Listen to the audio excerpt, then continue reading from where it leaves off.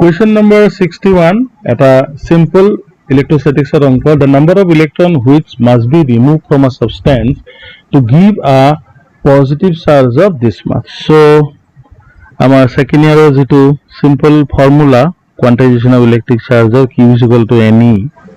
So, N ki hoy Q by E. So, Q diya ase amak kiman 4.8 into 10 to the power minus 19. Charge of an electron kiman hoy 1.6 into 10 to the power minus 19. So it cancel gol to ki hobo 3, it cancel jabo. So our correct option will be option A. Question number 62, two coherent sources whose intensities are in the ratio 81:1 produces interference pattern. The ratio of maximum and minimum intensity in the fringe system will be. আচ্ছা, তো আমাক কি দিয়া আছে? চোৱা, আমাক দিয়া আছে I1 by I2 is equal to 81/1. So if I write this is equal to K, তেনেহলে মই কি লিখিম? মই লিখিব পাৰো I1 is equal to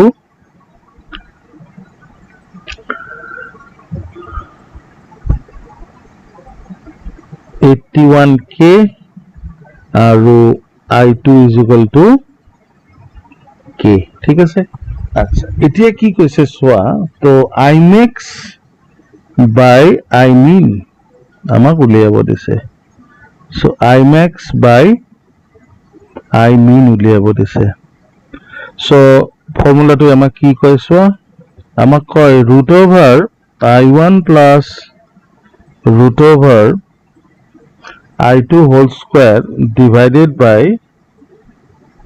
root over I1 minus root over I2 whole square.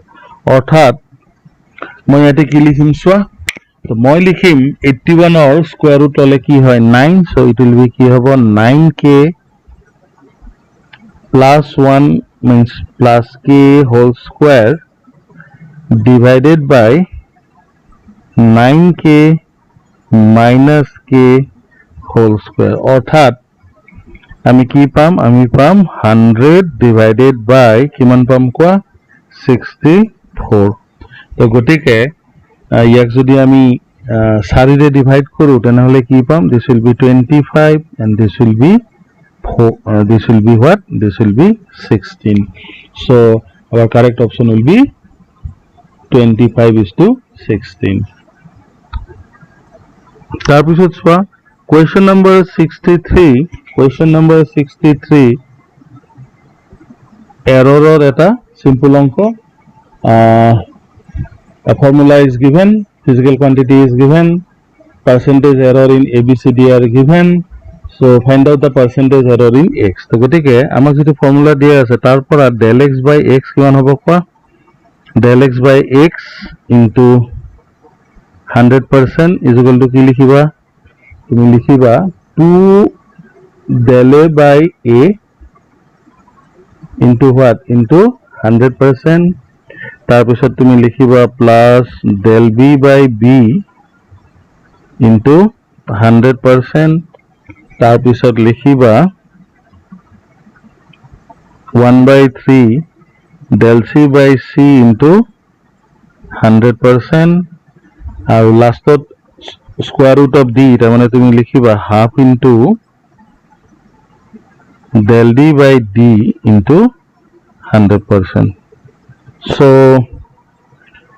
2 into percentage error of a কিমান দিয়া আছে 1% plus b percentage error দিয়া আছে তোমাক 2% plus c percentage error তোমাক দিয়া আছে 3% plus d percentage error তোমাক দিয়া আছে কিমান 4%. So তুমি কিমান পাবা চোৱা, তো তাৰ মানে তুমি পাবা 2% plus 2% plus 1% plus again 2%. তাৰ মানে তোমাৰ এনসাৰটো কিমান হ'ব 7%. তেতিয়া হলে তোমাৰ correct answer will be কি হ'ব? Option C. Okay, question number 64. Displacement x of a particle varies with time according to the relation x is equal to a by b 1 minus e to the power minus bt. Then আচ্ছা এটা option কেটা চোৱা প্ৰথম অপশনটো ডিসপ্লেসমেন্টৰ কথা কৈছে তো গতিকে আমি ডিফাৰেন্সিয়েট নকৰিলে হ'ব কিন্তু দ্বিতীয়টোত আমাক কি কৈছে ভেলোসিটিৰ কথা কৈছে তো who knows দ্বিতীয়টো কাৰেক্ট হ'ব পাৰে তৃতীয়টোত আকৌ ডিসপ্লেসমেন্টৰ কথা কৈছে আৰু চতুৰ্থটো নান অফ দিস তো গতিকে প্ৰথমতে আমি এক ডিফাৰেন্সিয়েট কৰি ভেলোসিটি কিমান হ'ব ফটাফট চাই লওঁ হা তো গতিকে আমি যদি velocity উলোৱাৰ কাৰণে x ক আমি ডিফাৰেন্সিয়েট কৰো তো আমি কি পাম সোৱা তো আমি পাম a by b ঠিক আছে 1 ক ডিফারেন্সিয়েট কৰিলে কি হ'ব 0 হ'ব আচ্ছা e to the power minus b ক ডিফারেন্সিয়েট কৰিলে minus b টো আগত ওলাই আহিব সো গতিকে এটো প্লাস হ'ব তো গতিকে b ইয়াতে কি পাম e to the power minus bt তো অৰ্থাৎ bb ক্যান্সেল হৈ গল তো ভেলোসিটি হ'ব মোৰ a e to the power minus bt okay so এটা আমি অপশন কেটা চাও কি কৈছে at t is equal to 1 by t displacement will be this okay যদি at displacement expression যদি মই t এর জায়গাত 1 by b বহাই দিও তেনে হলে মোৰ displacement হ'ব actually a by b 1 minus e to the power minus 1 তো গতিকে তেতিয়া হলে this is wrong আচ্ছা at t is equal to 0 velocity of the particle is ab so at t is equal to 0 যদি মই ইয়াতে 0 বহাই দিও তেতিয়া হলে velocity will become কি হ'ব a তাৰ মানে this option is also wrong আচ্ছা maximum displacement of the particle আচ্ছা এটা প্ৰথমতে আমি maximum displacement উলোৱাৰ কাৰণে প্ৰথমতে displacement expression টো আৰু এবাৰ লিখো ইয়াতে আছে a by b within bracket 1 minus e to the power minus bt আচ্ছা এতিয়া আমি চাও at t is equal to 0 displacement কিমান হ'ব আমি অলপতে পালো এটো হয় a by at t is equal to 0 displacement কিমান হ'ব চোৱাচোন a by b ইয়াতে হ'ব 1 minus e to the power 0 অৰ্থাৎ anything to the power 0 is 1 so displacement will be হ'ব 0 কিন্তু at t tends to যদি infinity হয় তেনে হলে x কি হ'ব কোৱা x হ'ব a by b 1 minus e to the power infinity so that will be 0 so তাৰ মানে at infinite time here displacement হ'ব ab অৰ্থাৎ ইয়াৰ maximum displacement কিমান হ'ব পাৰে a by b so option c is the correct option question number 65 kinematics er eta prashn কি কৈছে the velocity v of a body moving along positive x direction varies with displacement x from the origin as v is equal to k root x where k is constant then the following st graph তলত চাৰিডাল কি দিয়া আছে st graph দিয়া আছে so আমি ইয়াৰে কোনডাল st graph proper হ'ব আমি চাব লাগে তো আমি কি কৰিম সো আমাক যেটো ইকুয়েশন দিয়া আছে তো আমাক যেটো ইকুয়েশন দিয়া আছে সেই ইকুয়েশনটোৰ পৰা আমি সোৱা তো আমাক কি দিয়া আছে v is equal to k root x তো আমি কি কৰিম আমি v লিখিম dx by dt k root x অর্থাৎ dx by root x k dt তো আমি এটা কি করি ইন্টিগ্রেট করি সো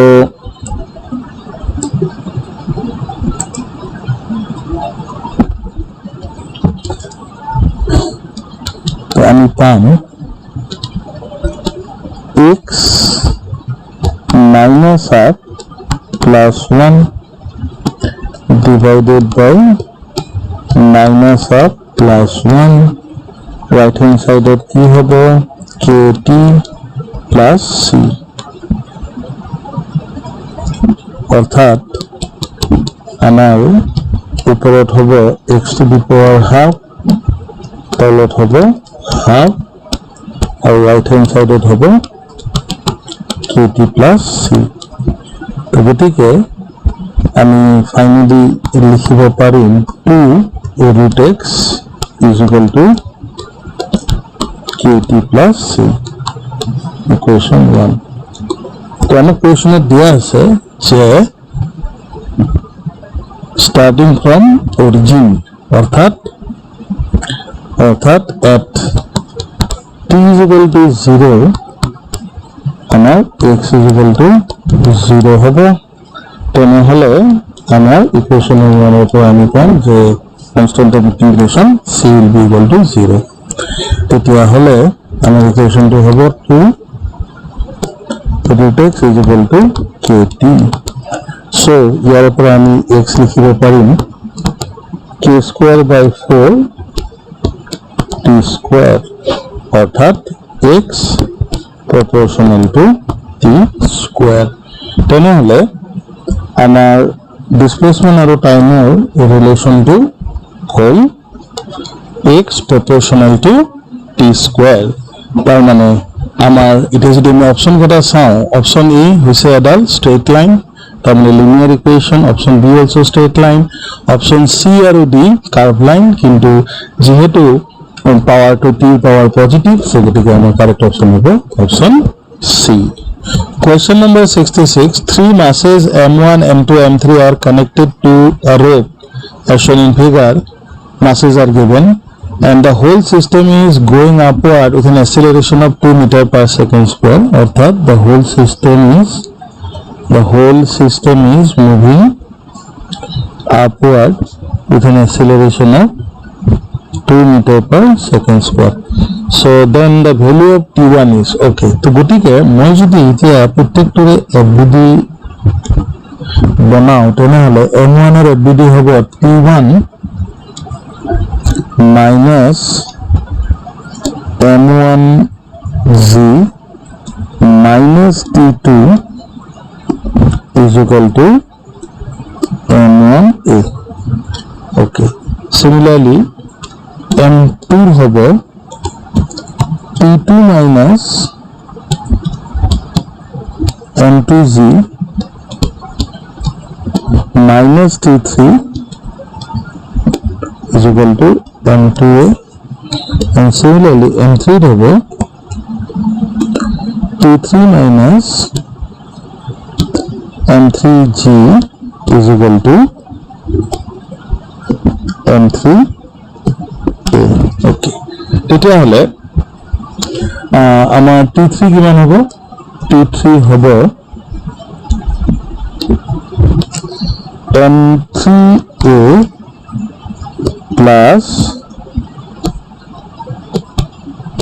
m3g তো m3 এর ভ্যালু আছে 3 সো গটিকে মই কি পাম 3 into 2 plus 3 into 10 তো মই পাম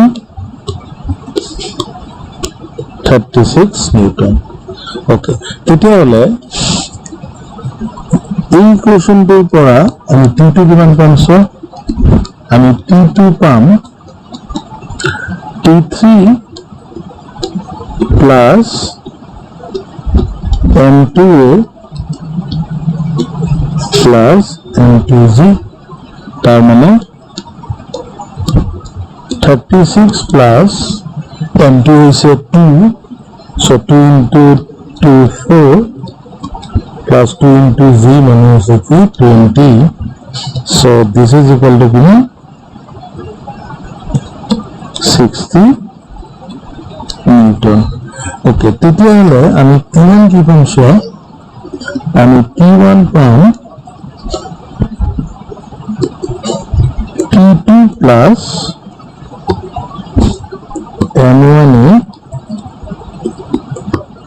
plus m1g তার মানে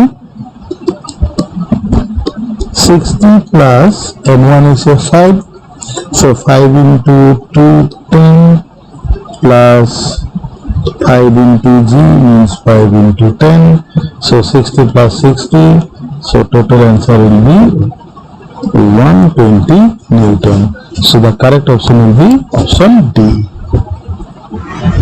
Question number 67 a well 10 meter deep and 2 meter in diameter contains water to a height of 7 meter. How long a 1 kilowatt engine take to empty it? G is equal to 10. Okay, so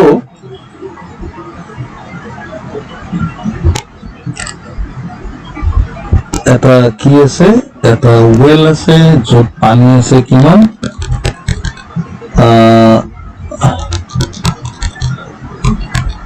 7 metre.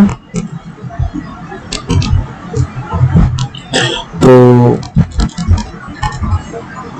গোটেই কুয়াটোৰ depth হৈছে 10 metre. তো তাৰ মানে এই distance খিনি হ'ব কিমান 3 metre. তো এই অংকটো কৰোতে আমি কনসেপ্ট অফ সেন্টাৰ অফ মাসৰ সহায় লম। তাৰ মানে আমি কি কৰিম, আমি considering uniform distribution of mass আমি কম যে গোটেই পানীখিনি এই পইণ্টত আছে। এই পইণ্টত আছে মানে জি সাৰফেসৰ পৰা 7/2 অৰ্থাৎ 3.5 মিটাৰ তলত আছে। তাৰ মানে পানীখিনি উঠাব লাগে, তাৰমানে এই পইণ্টটো উঠাব লাগিব মেচিনটোই বাই হাইট কি h, তেতিয়াহ'লে আমাৰ ইয়াতে h হ'ব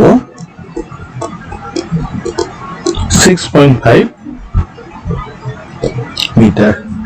তো বাই কনসিডারিং দ্য কি centre of mass of the water. Okay, তেতিয়াহ'লে আমি জানো যে পাৱাৰ ইজ ইকুয়াল টু কি হয় W/T, W মানে ওয়াৰ্ক ডান বাই T, আৰু ইয়াতে ওয়ার্ক ডান হয় কি mVh/T। তেতিয়াহ'লে T হ'ব mgh/পাৱাৰ। কিন্তু m মানে মাছ, মাছক আমি কি লিখিম density into volume. So volume কিমান হ'ব, ভলিউম হ'ব পাই r² ইনটু h। আচ্ছা, h মানে কোনখিনি h, এই 7 মিটাৰটো। তো let it be capital H। তো মই কি কওঁ যে 7 মিটাৰ একচুয়ালি মোৰ ক্যাপিটাল H, তাৰপিছত into g into h। h মানে যিখিনি মই পানী ওপৰলৈ তুলিব লাগে, আৰু ডিভাইডেড বাই কি পাৱাৰ। ওকে, সো যদি মই এটা ভলিউমলৈ পুট কৰোঁ, ডেন্সিটি মানে 10 to the power 3, rho মানে হৈছে পাই মানে 3.14।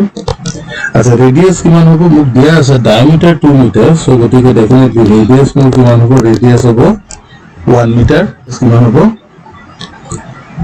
ৰেডিয়াস হ'ব 1 মিটাৰ। h হৈছে 7, g হলো মই লম 10, আৰু স্মল h হৈছে কিমান 6.5 ডিভাইডেড বাই পাৱাৰ কিমান দি আছে 1 কিলোৱাট অৰ্থাৎ 10 to the power 3।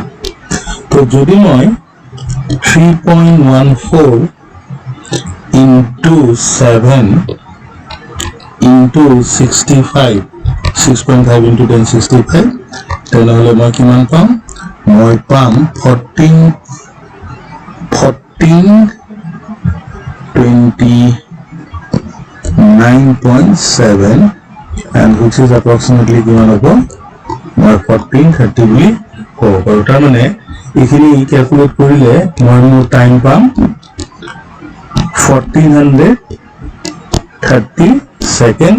So my correct option will be option B. Question number 68. Question from gravitation, Kepler's law of planetary motion.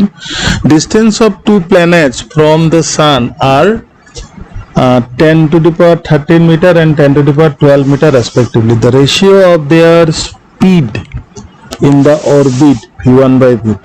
Okay, so Kepler's third law কি কৈছে, আমাক কৈছে t square proportional to cube of the semi-major axis. Okay, so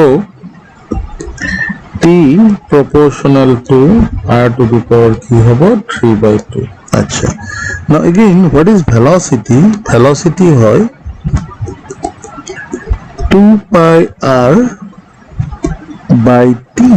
Okay, so ইয়াতে যদি মই using some constant k, this is r to the power 3/2, তেতিয়াহ'লে মই যদি ইয়াতে লিখোঁ 2 pi r divided by some constant k r to the power 3/2, তেনেহ'লে আমি কি পাম সাম কনস্ট্যান্ট k ড্যাশ ইয়াতে পাম r to the power minus half অৰ্থাৎ মই পাম sum k dash by this okay so তেতিয়াহ'লে v1 by v2 can be written as r2 by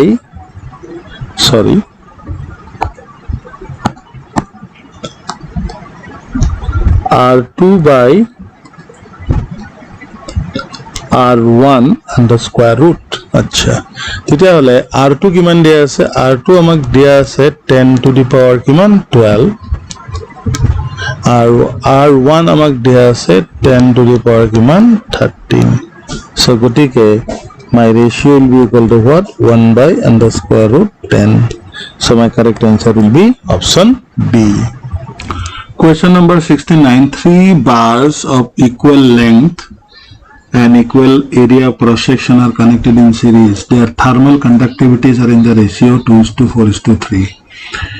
If the open end of the first and last bar are at 200 degrees centigrade and 18 degrees centigrade. So in the steady state, the temperature of first junction B.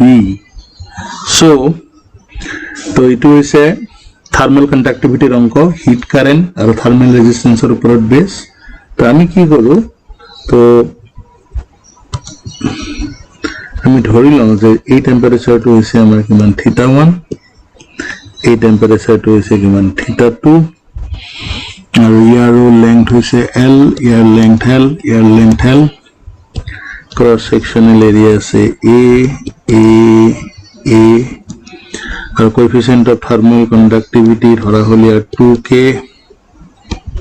Year 4k আৰু ইয়াৰ 3k okay so আমি এতিয়া প্ৰথমতে composite স্ল্যাবটোৰ effective thermal conductivity টু লম তো আমি জানো যেতিয়া সিৰিজত কানেক্ট থাকে তিনিটা টুকুৰা আছে সো গতিকে ফৰ্মুলাটো হ'ব 3/ks = 1/k1 plus 1/k2 plus 1/k3 তো 1/2k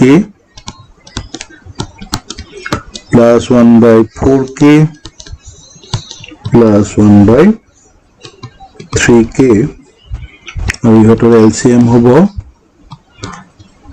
12k तेतियाहले उपৰত होबो 6 plus 3 plus 4 अर्थात आमार ks होबो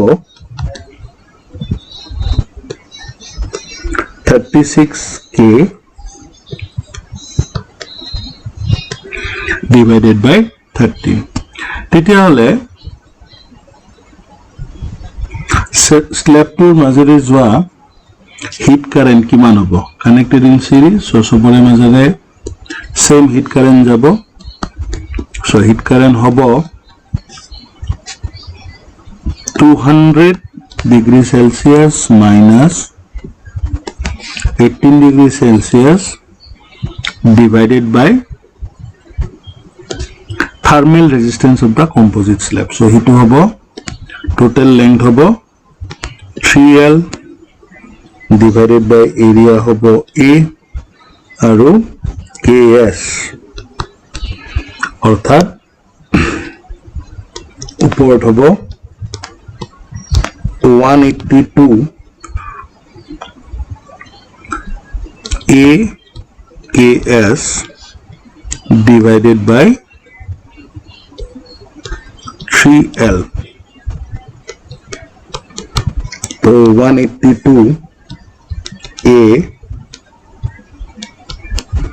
divided by 3L तो KS और इस जगत की लिखिम 36K by 13 अर्थात 3 रे 36 কাটিলে 12 হ'ব আৰু 13 रे 182 কাটিলে 1 আৰু 4 14 হ'ব অৰ্থাৎ ওপৰত হ'ল 14 into 12 KA by L okay তেতিয়া হলে প্ৰথম স্লেবটো লওঁ প্ৰথম স্লেবটোৰ মাজেদি যোৱা কাৰেন্ট হ'ব 200 minus theta 1 divided by thermal resistance of the first slab. The thermal resistance of L by 2 KA. আৰু ইফালে আমি লিখিম 14 into 12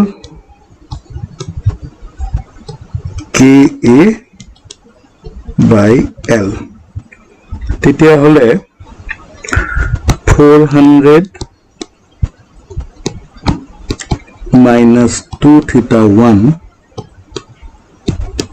KA divided by L আৰু আমি ইয়াতে পাম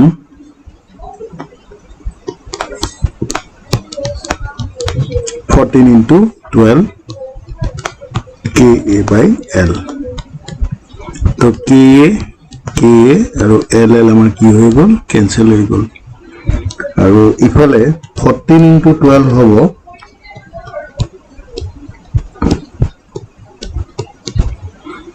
168 আৰু ইয়াতে হ'ব 400 minus twice theta 1 तो twice theta 1 hobo 2 3 2 so amar theta 1 hobo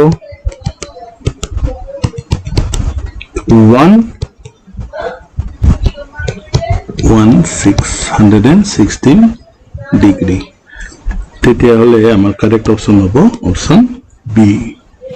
Question number 70. A cylinder containing 1 gram molecule of the gas was compressed adiabatically until the temperature of the its temperature rose from 27 degrees centigrade to 97 degrees centigrade.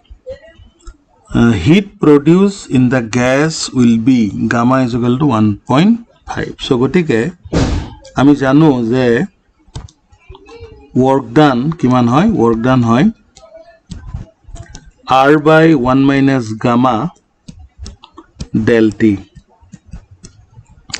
So yete del T kiman hobo 27 of jodi ami kelvinot likho this will be hobo 300 kelvin aru 97 of jodi ami kelvinot likho so it will be 370 Kelvin. So gotike difference will be what 70. So R is 8.3, gamma is 0.5. Ami minus sign to omit korisu into 70. So etu hobo 1162 joule. Okay. So this is the work done. Acha. তেনেহলে কিন্তু so option বিলাক so ক্যালোরিত আছে গতিকে ইয়াক যদি এতিয়া মই 1162 জুল 4.2 জুল পার ক্যালোরি রে মই ডিভাইড কৰো তেনেহলে মই পাম 276.6666 জুল অৰ্থাৎ my correct option will be option